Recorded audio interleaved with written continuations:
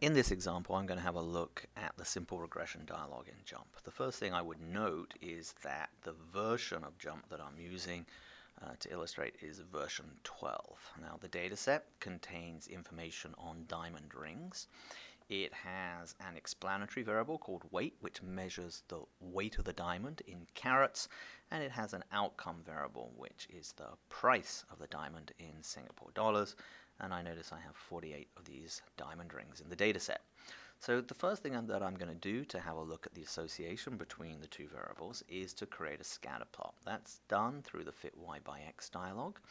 I put in the y variable, the outcome, the x variable, the predictor into the fit y by x, and then click on OK. And here is a scatter plot of weight against price. Now I'll make a few comments about it. The first comment is to note the sign of the association, which is positive, bottom left to top right. Simply means that heavier diamonds are costing more money. And then I'll make an assessment of linearity, to what extent a straight line seems to be able to pick up the underlying relationship. The answer to that here is pretty good. And then the strength of the underlying association, and this is very strong. It's a lot of signal in this particular data set. Given that I believe there's approximate linearity, it makes sense to fit a line. Now, the way that you fit a line is after having produced the scatter plot, you click on the title bar, and there it is, fit line. Now, what has happened is that the method of least squares has been employed to find the line of best fit. And if you recall, that line of best fit is the line that minimizes the sum of the squares of the vertical distance from the point to the line. So if we take one of these points, here's one, when we talk about the vertical distance from the point to the line, just how far is it in the vertical direction or from the least squares regression line, we often call those vertical distances the residuals. So a residual is the vertical distance from the point to the least squares regression line. Now that we have a line, we can look at its parameter estimates, and there's an intercept here, minus 259, and there's a slope 3,721. You can also find those estimates down here inside the parameter estimates table. But when you have a look down here, you get some additional information. You don't just get the estimate, you get the standard error, and you also get the t-ratio or t-statistic and the p-value. So the standard error measures the sample-to-sample variation of the estimate. The t-stat is the ratio of the estimate to its standard error here, and allows you to test statistical significance of the variable, as does the p-value, the weight of evidence against the null hypothesis. And here the default null hypothesis is that either the slope is 0 or the intercept is 0. If you want to get the 95% confidence intervals, you can do that precisely by clicking inside the table, going to columns lower 95%, and then clicking in the columns again and upper 95%. Now you have the two ends of the confidence interval. Other features of the output that we're going to be interested in are under the summary of fit. You can find the R squared, 0.978. I would say 98% of the variation in price is explained by knowing the weight of the diamond, and also the root mean squared error is in here at 31.84. I'm going to round that to 32, and the way that I would use that number is in assessing or commenting on the quality of prediction of this model. And in particular, I'm going to say that a 95% prediction interval for a new observation is going to have a margin of error of plus or minus twice this number, of about plus or minus $64. So an interval that is plus or minus $64 from the regression line for any particular value of x. Now, if we use that rule of thumb up to the line plus or minus 2 RMSE, that only works well within the range of the data. Now, if you're interested in obtaining more precise prediction intervals, then those are accessible. If you click on the red triangle that appears after having done the least squares regression, there are a number of things that we can save from the regression. And I'm going to start off by saving the residuals from the regression. That's the distance from the point to the fitted line.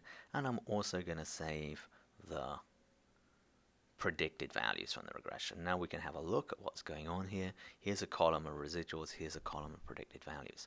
Things we might be looking at with the residuals are their distribution. One of the standard assumptions is normality. So I can now go to Analyze Distribution and have a look at the residuals. And I might add on to a plot like this, the normal quantile plot, assessing normality, which seems quite a reasonable assumption in this instance.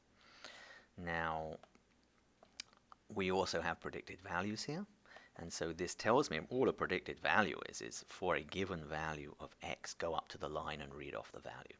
So my model says that diamond rings at 0.17 of a carat are expected to fetch $372.94.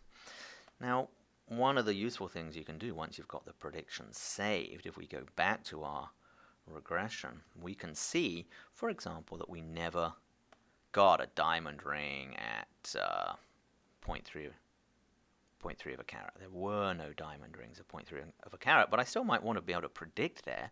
So what is the height of the line at that point?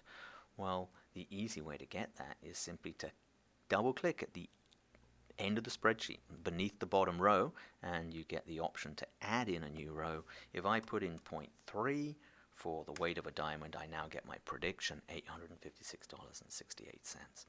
And so that's how to do prediction. Other things I can do with the output is I'm able to add on the confidence bands for the regression. That's confidence curves fit, and what these bands give you are 95% confidence intervals for the mean of y at each value of x. Notice they're narrowest in the middle of the data, and they get wider out here. We call that the statistical extrapolation penalty. So these are trying to capture where the true regression line lies, and we also get the option of putting the confidence curves in div. We'll call these 95% prediction intervals for a new observation, and here are the 95% prediction intervals. So for a given value of x, say at let's go to our 0.3 again, we would predict the value by going up to the line, but our 95% prediction interval for the price of a diamond ring at that particular weight would be obtained by pulling the numbers off the edge of the prediction interval. So the inner ones are trying to tell you where the mean of y lies. The outer ones are telling you where you expect a new observation to lie, using the 95% prediction interval idea. Now, rather than just eyeballing the edges of these intervals, JUMP will allow you to save the edges into the spreadsheet. You go back to the red triangle and mean confidence limit formula, and then let's follow that by mean confidence in div confidence limit formula.